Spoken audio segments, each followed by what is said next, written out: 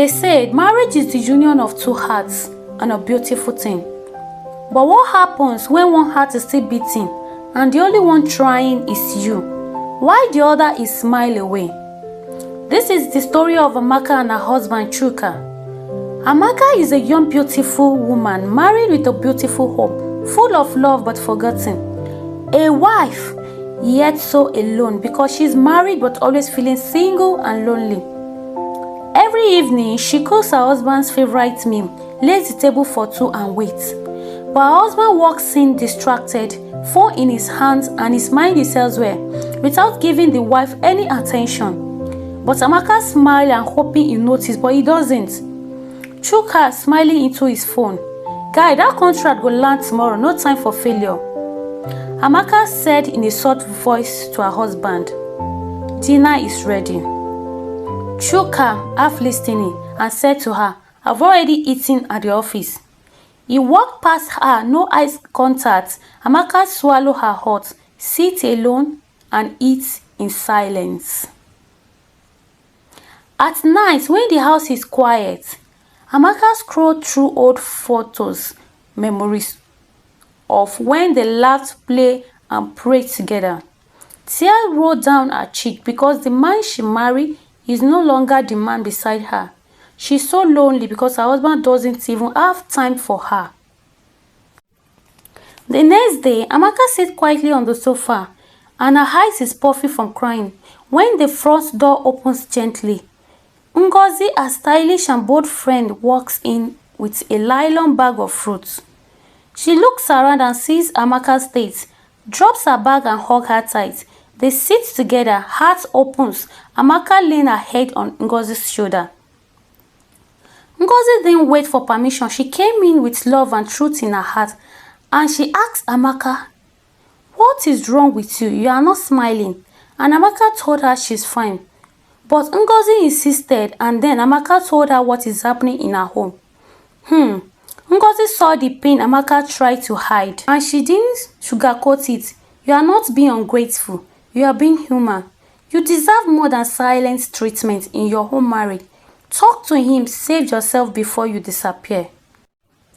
That night, Amaka found the courage. She looked her husband in the eyes and said, are you still in this marriage or I am doing it alone? Chuka, Amaka's husband sighed, confused. What are you talking about? But for Amaka, it was survivor. She had to speak because she's tired and demanded they see a counselor. A week later, Amaka and her husband went for counseling with their pastor in a modest church office.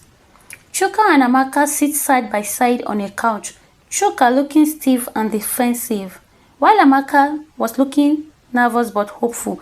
Across from them is Pastor Daniel, dressed in a nice suit, holding a Bible. He speaks softly and gesturing with wisdom. Pastor Daniel said and counseled them, marriage is not easy, but sometimes love needs a referee. They sat in front of Pastor Daniel. Two people, one broken bond. He looked at them and said, marriage without communication is like a house without a door. You are inside but you are trapped. And for the first time, Chuka didn't interrupt. He listened and then they left the church. The next day, Chuka, Amaka's husband, is back to work. Surrounded by dues and deadline, something shifted. The photo on his desk, a smile began to haunt him. Then Chuka said, what is the point of winning the war if you lose the one who waited for you? He decided to go home and make amendment with his wife. That evening, the air felt different. No phone in his hands, no briefcase, just a man stripped of pride, carrying a heart finally ready to come home. Chuka walked into the house and into his own silence. He found Amaka quietly folding clothes, the same woman who had folded paint for months. Chuka speaks softly, Amaka, I have failed you, holding a banquet of flowers on his hands. I didn't see how lonely you were. I didn't hold your heart the way I promised. I came to say, I'm sorry and I want to come back home. I'm so sorry for everything. Amaka slowly stands up, tears forming in her eyes. She doesn't rush to hug him. She breathes, gathering strength. She speaks, broken but firm. Do you know how many nights I cried beside you? How many times I cooked, prayed, waited?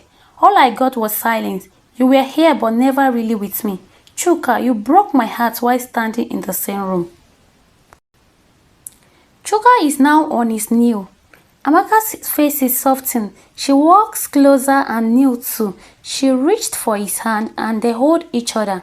A candle glows behind them, flickering gently.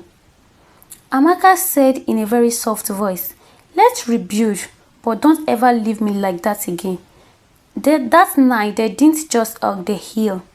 The next day, they cooked together, talked, laughed, and went to church together. Little by little, they began to remember what love truly means. It wasn't magic, it was choice. They chose each other again, not for anyone, not for family, but for them. Because love is work and a beautiful thing. Now, they laid side by side holding hands, not just as husband and wife, but as friends. In the quiet of that night, they lay together, not just in body, but in soul. Marriage isn't about staying, it's about showing up every day. So always choose to show up and be available for your spouse emotionally and physically. Because the worst kind of loneliness is being married but single. Tonight, there are no grand speeches, just two hearts finally beating in the same rhymes. Because healing doesn't always come loud. Sometimes it whispers, "I forgive you, let's begin again." To every woman watching this, you are not invisible. You are not asking for too much. You just want to be loved the way you give love. And to every man, presence is not about being in the house. It's about being in a heart. Marriage is more than a ring or a title. It's showing up every single day. So if you are hurting, speak. If you are drifting, return. If love is still there, fight for it. Because the worst kind of loneliness is being married but single. Remember, healing begins when truth is no longer buried in silence. That is, learn to speak up whenever you are going through anything in your marriage. You don't just assume that your partner understands or know what they are doing. Until you speak up, then they will understand. So this brings us to the end of the story. So if you've learned one or two from this beautiful story, don't forget to give us a thumbs up and subscribe to this channel for more beautiful story like this. Thanks for watching. Bye.